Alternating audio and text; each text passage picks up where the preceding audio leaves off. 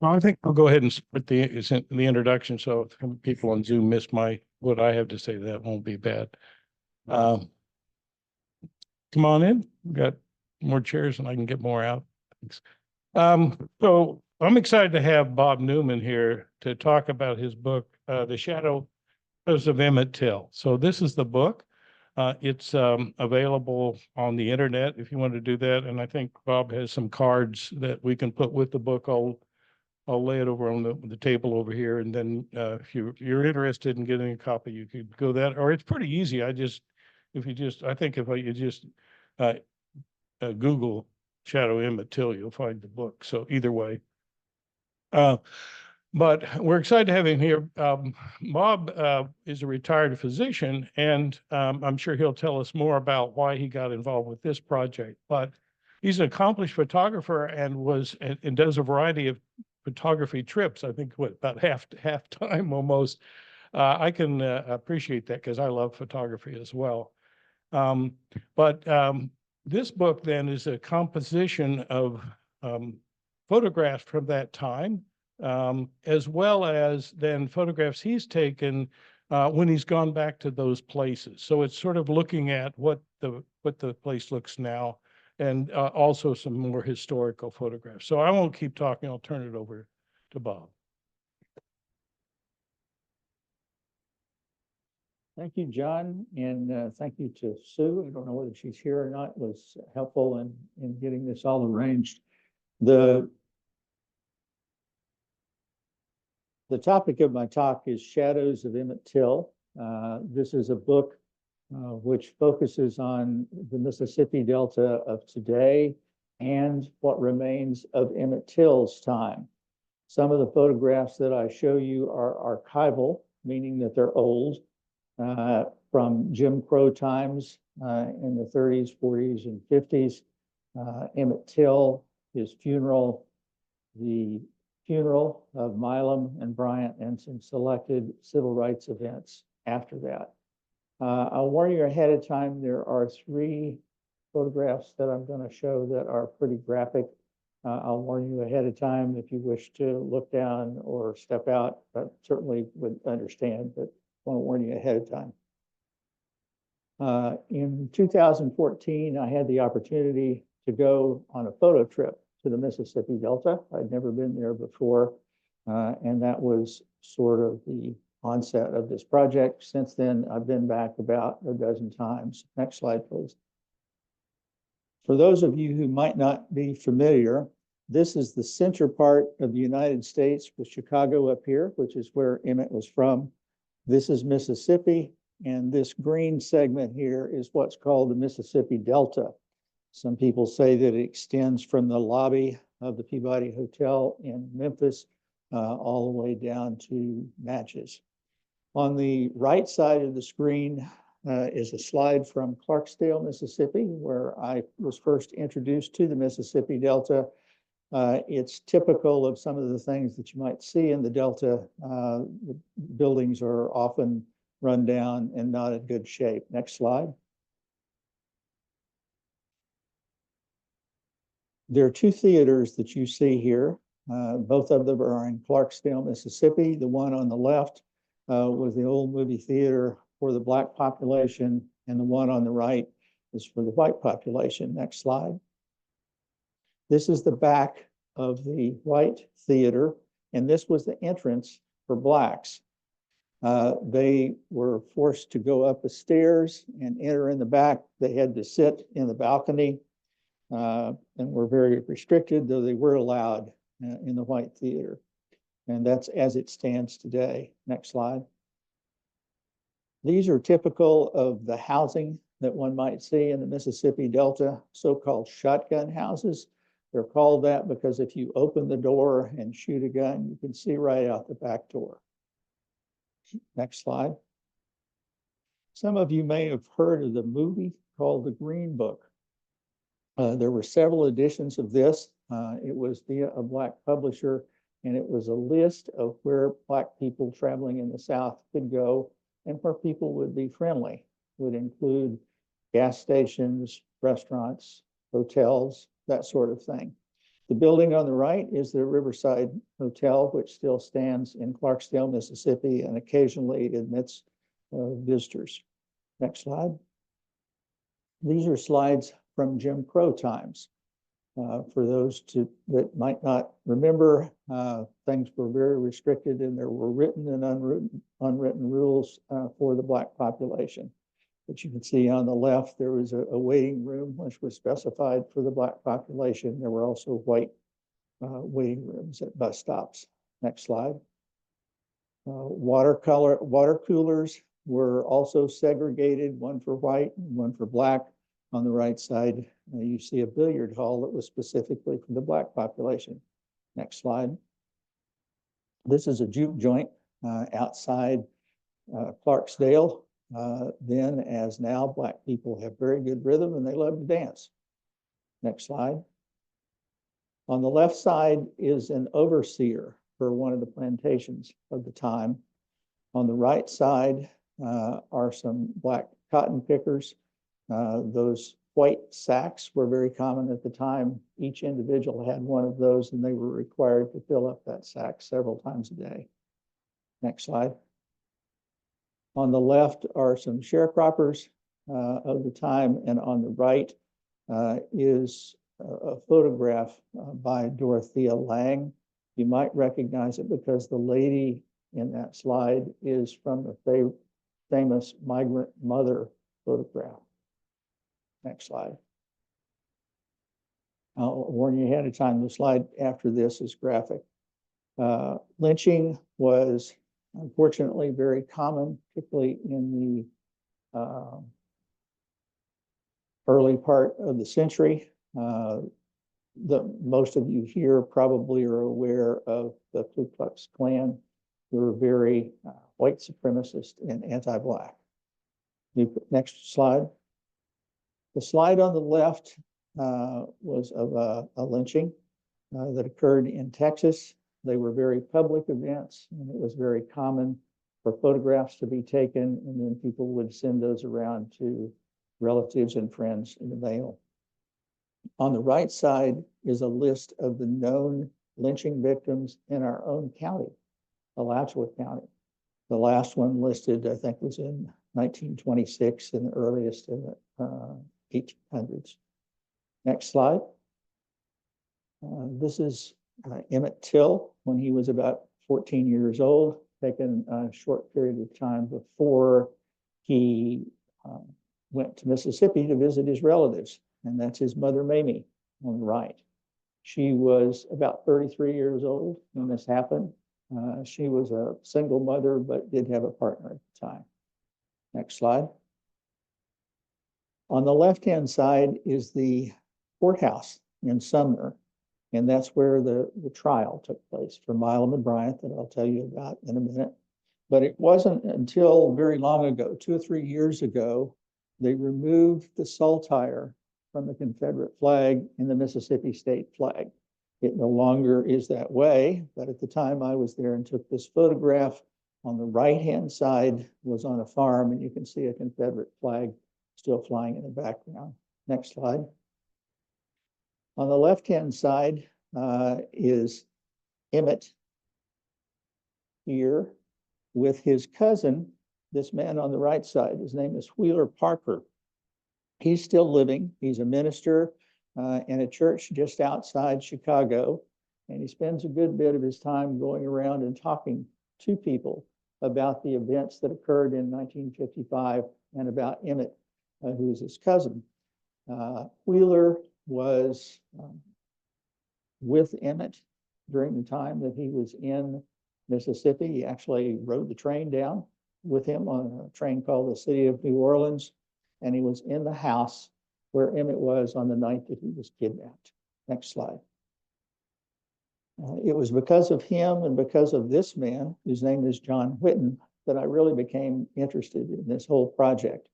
John is the son of one of 5 defense attorneys for Milam and Bryant. He is a practicing attorney. He's a judge in Sumner County. On the right-hand side is the interior of his home. It's filled with guns. Mississippi is very red. Next slide. This is John in one of the outbuildings where he keeps a lot of his equipment. He even has a full-blown tank. Next slide. When Emmett came to Mississippi, he went with his cousins a few days after he arrived to this country store. It's called Bryant's. It was run by a white couple.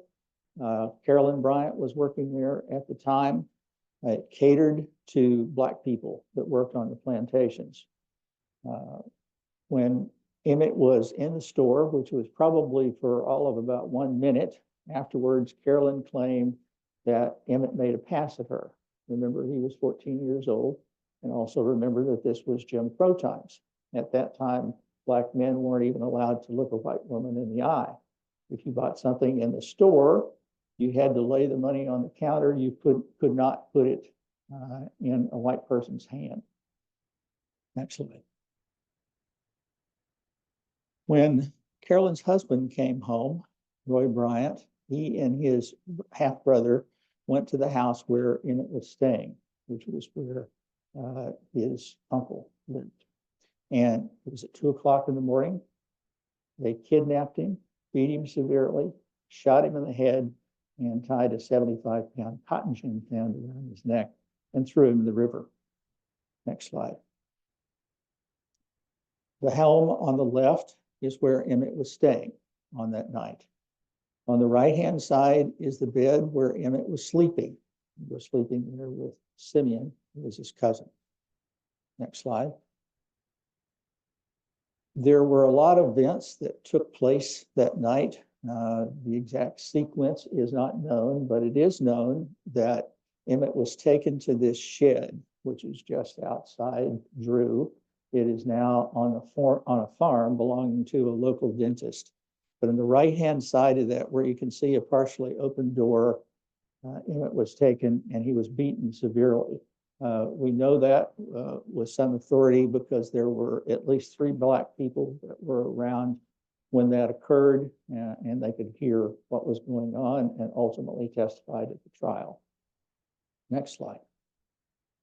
The boy on the right is Robert Hodges. He was a fisherman, about 18 years old at the time, and he was the one that found Emmett's body in the river about 3 or 4 days after he was thrown off the bridge. On the right-hand side is Mamie. She demanded that Emmett's body be brought back to Chicago for a funeral, and she demanded that there be an open casket funeral. Now, the next slide is very graphic. Next slide, please. On the left-hand side was the first time that Mamie saw her son, Emmett. She was there with Jean Mobley, who was her partner at the time. As you can see on the right-hand side, he was beaten beyond recognition.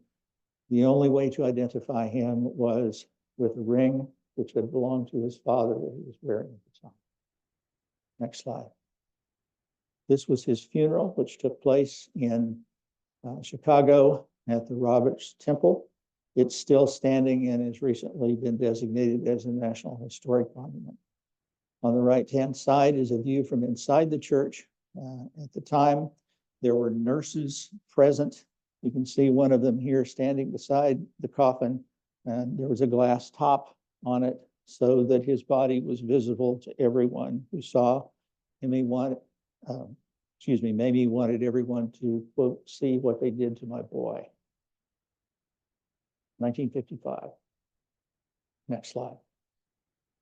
This is the courthouse again in Sumner County, Tallahatchie County, and this is a sign which was present outside the town at the time. Only white people were allowed to stay in Sumner. When they had the trial, there were obviously some Black people present, and they had to stay in another town about 10, 20 miles away called Mound Bayou, which was a Black town. Next slide. This is the inside of the courtroom on the second floor of that courthouse. It has been redone, so it looks exactly like it did at the time of the trial. This was on the right-hand side was the jurors at the time. You can see the similarity in the two slides. The man on the right hand of the slide is Sheriff Strider, who was one of the individuals who went out to the river and pulled Emmett out. Next slide. Their records are not the best, but they do have some, and these are from court books at the time, and you can see the list of plaintiff's witnesses and defendant's witnesses on either side. Next slide. This is the basement of that courthouse. You can see what care they take in managing the records. On the right-hand side, it's kind of interesting. Until about 10 or 15 years ago, they kept separate records for Black and white marriages. These were for colored marriages, Black marriages, and this was for white. Now they're all kept in the same book. Next slide. Milam and Bryant. J.W. Milam on the left, Roy Bryant on the right, were brought to trial about a month after the lynching. There was a 12-man, all-white jury that sat in judgment. Next slide. This was the courtroom. You can see that it's white people are sitting. Black people that were present mostly were required to stand in the back. This table right here is where the Black journalist and photographers sat. Next slide. This is a very important and historic slide. The man in the picture is Mose Wright, which is Emmett's uncle. He was a preacher. He was called to testify because he was in the house the night Emmett was kidnapped. And he is standing and pointing his finger at the people who came to his house that night, Milam and Bryant. And this is the first time that a Black man stood up in a Southern court and accused a white person. Next slide. This is a small nearby town called Glendora. On the right-hand side is the fan that was tied around Emmett's neck when he was thrown off the river. The bridge from whence he was thrown is just outside Glendora. Next slide. This is the Black Bayou Bridge, where they threw Emmett into the river. It's, as you can see, in very poor repair, and it's not used any longer. Next slide. This is where it is thought that Emmett's body was found. As with most rivers, they change course over time, but this is called Grayball's Landing. And this is designated as a National Historic Spot. Next slide. This is Milam and Bryant in court with their wives. This is Carolyn Bryant, the woman who was in the store when Emmett was there. She was the one who accused him. Interestingly, their children were also present in the courtroom. They were running around the courtroom and sitting on their dad's laps. Another graphic photo comes next. Next slide, please. The coverage of this, there were a number of reporters there, but it was covered almost entirely by the Black press. Jet Magazine was one of the primary ones that did this. Mamie was sure that they hired a Black photographer. His name was David Jackson, and he was the one that took the photos of Emmett and photos surrounding the trial. Next slide. About 4 months after the trial, a man named William Bradford Huey came to Sumner and interviewed Milam and Bryant along with one of their attorneys. It's interesting to look at the juxtaposition of these beautiful girls on the bottom in small print at the top that talks about the lynching. When they interviewed, or when Bradford Huey interviewed these two men, they admitted to kidnapping and killing Emmett. But they couldn't do anything because of the double jeopardy law. They were, pardon me? The double jeopardy law. If you are taken to trial and you are acquitted, you can no longer at any point be brought back to put on trial for that same thing. So they never were held to account. Yes. One of the reasons for the law that allows federal authorities from violating civil rights, which I guess they would try to murder. Yes. You can, But today, I think it's tried separately for violating civil rights. Yeah. Right. I believe that's correct, yes. Next slide. As I mentioned, Mississippi is very red. The photograph on the left was taken during the last election. The Black people in the state revere the Kennedys. This is a photograph of Robert Kennedy. They also, as you might imagine, like John Kennedy. Next slide. There still is a lot of violence in the Mississippi Delta. This was taken in a barbershop. The murder rate in Clarksdale is one of the highest in the state. Next slide. This photograph was taken in the little town of Money, and that's where Bryant's store was. It's barely a wide place in the road. This is an old cotton gin that now is abandoned. Next slide. And this is what remains of Bryant's store. There's a filling station next door that has been renovated, so it's like it was at the time. There were quarters in the back of it where the family stayed, and that family got a grant, and they were supposed to use the grant money to renovate this old Bryant store, but they didn't. They renovated their filling station. Interestingly, the owners of that filling station are descendants of one of the men who was on the jury. Next slide. This is an aerial view of Money, taken a couple of years ago. This is the cotton gin that sits here, and the old store is here. Next slide. This is Tutwiler Funeral Home. Tutwiler is about 10 miles from Sumner. Emmett's body was taken here, and they arranged for him to be taken care of by a black embalmer. At that time, white embalmers did not take care of Black people.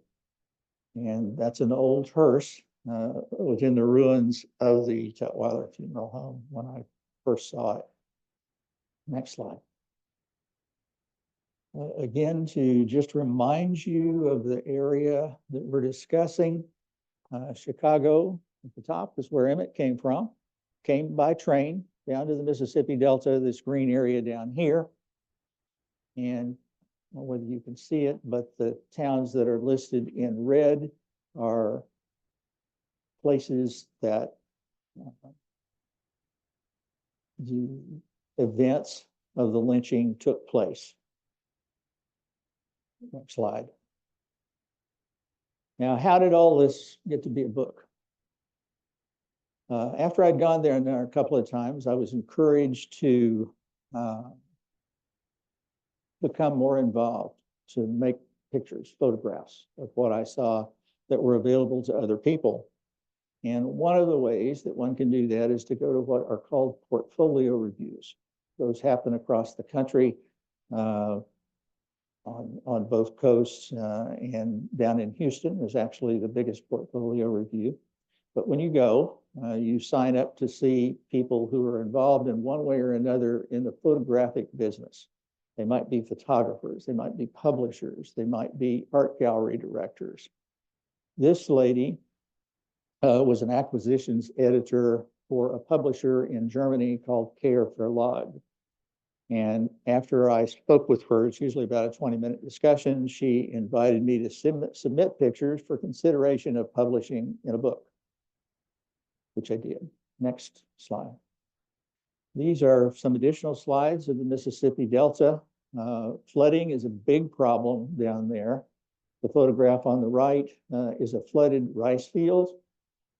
The photograph on the right is in a little town called Rodney that used to be right on the Mississippi River. It's pretty much abandoned now, but there are several old, interesting buildings there. This is an old church. Next slide. There are still about half a dozen people that live there, and this is where one family lives. As you can see, they've got their trailer on stilts because it still floods down there. Next slide. Some of you might recognize this church. It's called the Brooklyn Chapel, and it was in the opening scene of a movie called The Help. Almost all of that movie was photographed in a little town called Greenwood. Next slide. This is the interior of the church, much as you might find in many small churches. And they revere Obama, Martin Luther King. I don't know whether you all have been in a black church, but they're very different from white churches. I grew up in a Methodist church, and you know, everybody sat in the pew and you got up when the preacher said to get up, and sat down when he said you should. But in a black church, people are up constantly the whole time. You know, and they say things during the midst of the sermon. Say it, brother, one more time. And they're dancing, and very different experience. Next slide. We were very lucky when I've been to 2 or 3 black church services, and in those circumstances, our leader went up and talked with the minister ahead of time, and he welcomed us at the beginning of the service. He said, people are going to be here. They're our guests. They're going to be up and walking around during the service, and it's okay. So we could photograph when we wanted, pretty much anytime during the service. Next slide. This was one of the minister's wives. As you can see, they're up and speaking during the service. Next slide. Children there as well. Next slide. This is a steakhouse called Lusco's. It's in Greenwood. Greenwood is an interesting town. The South is not segregated any longer, but in many ways, things are separated. There's a railroad that goes right down the middle of town. On one side is called Baptist Town, and that's primarily the black part of the town, and the other side is for whites. This is a restaurant that served primarily white people. It had some interesting little rooms off to the side. It was built at the time of Prohibition. So people could go on those, and they would be signaled if somebody was coming in, so that they could dispose of their alcoholic beverages. Next.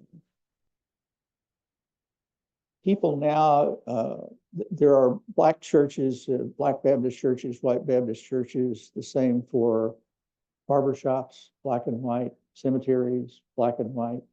But people do go to the same restaurants, though interestingly, this is a big popular restaurant in Greenwood. They go at different times, but they go at different times because of when their church services are, not because they're trying to avoid one side or the other. They have really good food. Next slide. This was a Father's Day event for this family. Next slide. The kids play together when they're little. Being black and white is invisible to them. But you can see guns, even the little black boy on the right. Next slide. The boy on the left is named Michael, and he's from a poor family just outside a little town called Crowder. You can see perhaps right here is a chainsaw, and that's significant. Michael had a best friend who one morning went to a fast food place with his daddy. And while he was there, a man came in, and the little boy's dad had been having an argument with that man about a chainsaw. The man went out to his car, got a gun, came in and shot and killed the little boy's dad in front of him. At the time I was there, it was about a year and a half afterwards, and nobody had been arrested. And when I talked with the family, they said, well, when you're poor and white in Mississippi, that's the way things are. Eventually, he was arrested and ended up in jail, but it took a long time. On the right side is an old above ground swimming pool where some kids are playing. Next slide. Most of you have probably heard about the desegregation law for schools. So that the law says that Black and white children are supposed to be able to go to the same school. Well, after that law was passed in Mississippi, they began to have what were called segregated schools or seg schools. Segregated schools were for the white children, and they would go there, and there usually would be one or two token Black kids that were there. Black children went to public schools. And as recently as 2 years ago, that still was the case. I had the opportunity to see a little girl who was a freshman in college as a Black girl. And she was telling about her experiences when she was a senior in high school. They went around to see some other schools in the state, and they went to a white school. She was quite surprised to see that in the ladies' room, they had soap and paper towels. Didn't have that in the public school. You probably also will recognize that this is a sign in front of Oak Hall here in Gainesville. It was originally established as a seg school in our own county. It no longer is that way, but that's the way it started out. Next slide. Mississippi is the home of the blues. There's a blues highway, place where people can go and see juke joints and blues clubs. On the right-hand side is a place called Ground Zero that's partly owned by Morgan Freeman, who's a famous movie star. Next slide. The interior on the left is from B.B. King's Club Ebony in a little town called Indianola. It's still used periodically, but not as actively as it was when B.B. King was actively playing his music. Photograph on the right is from another club. Next slide. Pool and cards are very common in those establishments. Next slide. The photograph on the left is during a performance in Ground Zero, as is the one on the right. Next slide. Children as well as adults go and enjoy the music in those places. The little girl's about 7 years old and got up on the stage and started singing. Next slide. Red's is a popular blues club that's been around Clarksdale for many, many years. This photograph was taken there. Next slide. Cotton fields, cotton is still big business in the Mississippi Delta. On the left-hand side is an irrigation system, crop duster on the right. Next slide. Most of the work is done by machines, but there are still some workers in the field. Next slide. Some of you may recognize the lady on the left. A couple of months after Emmett was lynched,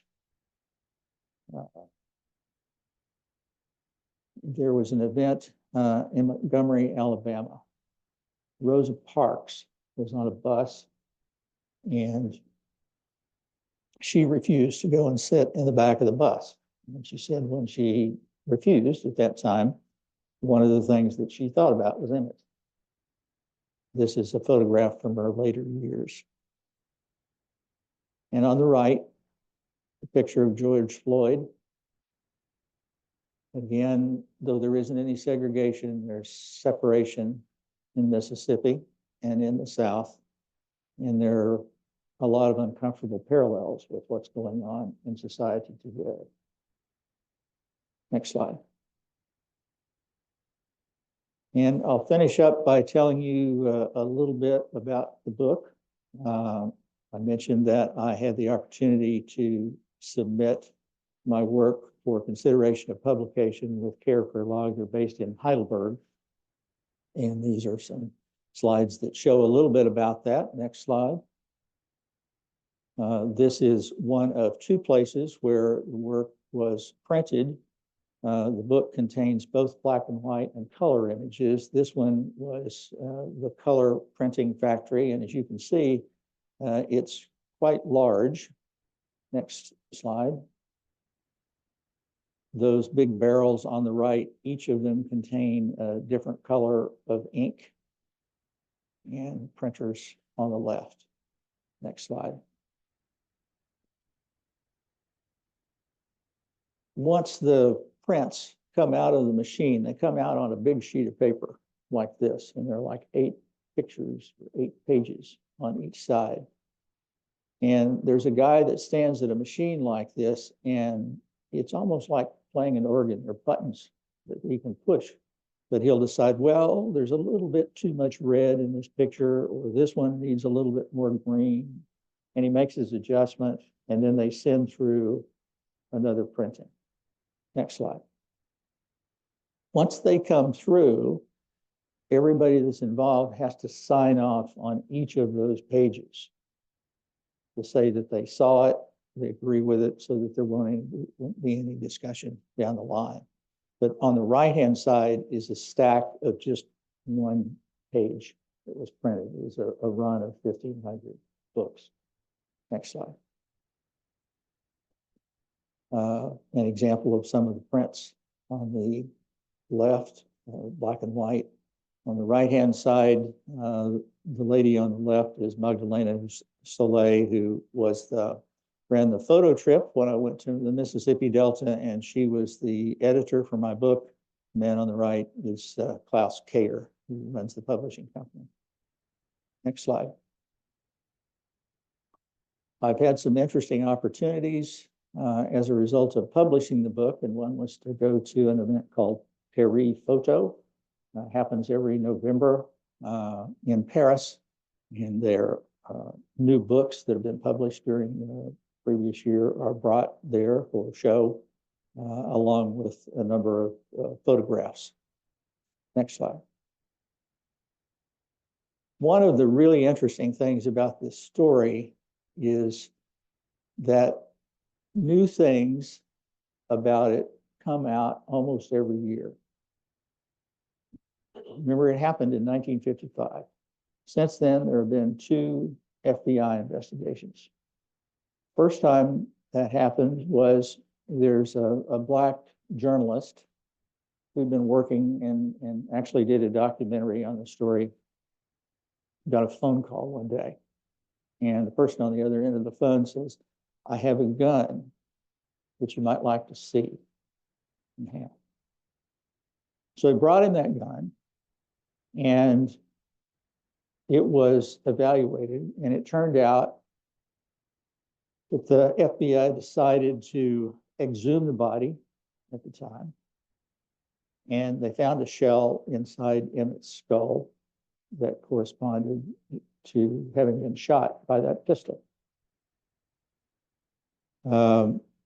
Another event that happened along the way is it was known that there was a warrant for Carolyn Bryant's arrest, but it was never served.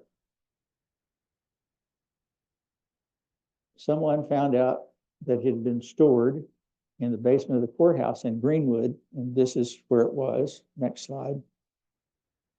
This is that warrant. It was a warrant for both Milam and Bryant, the perpetrators, as well as Carolyn Bryant, but it was never served to her because the sheriff at the time said, well, she has little kids, she's busy, I don't want to bother her, and also says on her that he couldn't find her in his county. Very typical of all the events surrounding that whole event. Next slide. So that's the story about the book, about Emmett, what's going on in the Mississippi Delta of today. If you have any questions, I'd be happy to try and answer them. Yes, sir.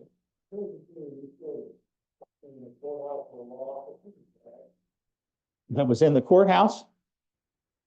Yes, he was the son of one of 5 defense attorneys. When the trial came about, there were no attorneys that wanted to defend Milam and Bryant. So the judge at the time said, well, if nobody wants to do it, all the lawyers in town are going to serve as the defendant's lawyers. And he was one of those.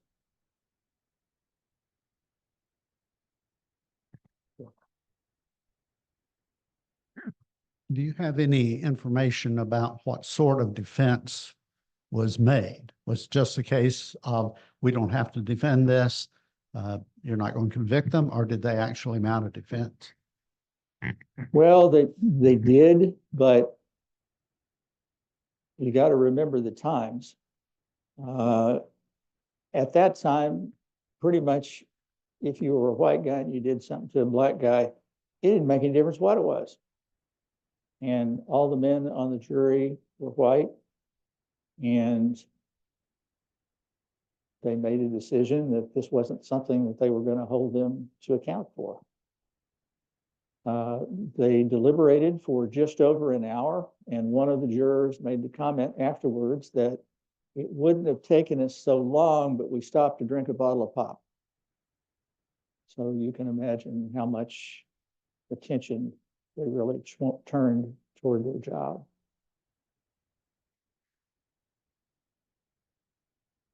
Anything else? Well, thanks a lot, Bob, and I will. Thank you. We have a copy of the book here. I'll put it somewhere, maybe I'll put it here on the stand if you want to just look at it on your way out, and maybe if you put it. Yes.